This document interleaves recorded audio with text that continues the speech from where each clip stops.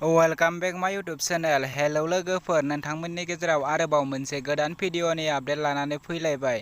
नैबे गोदान भिडिअनि फुल आपडेटखौ मिथिनो थाखाय नैबे भिडिअखौ जोबजासिम नायनो नांगोन, होनब्लासो मिथिगोन बे गोदान भिडिअखौ बबे चेनेलाव होदों।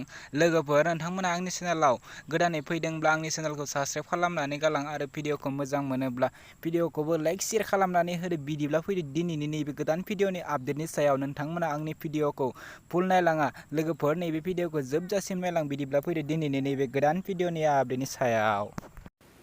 दिनैनि नैबे गोदान भिडिअनि आपडेटनि टाइटेलानो जादों रामोनदाया महासालु। बेयो मोनसे शर्ट फिल्म।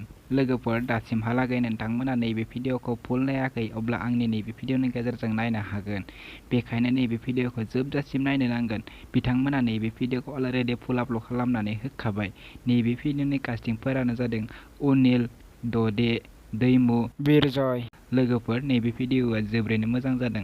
नोंथांमोना बिथांमोननि नैबे भिडिअखौ फुल नायनो थाखाय दैमु दि क्रिएशन इउटुब चेनेलाव थांनो नांगोन आरो बिथांमोननि चेनेलखौ दासिमहालागै साबस्क्राइब खालामाखै, अब्ला बिथांमोननि इउटुब चेनेलखौबो साबस्क्राइब खालामनानै होदो।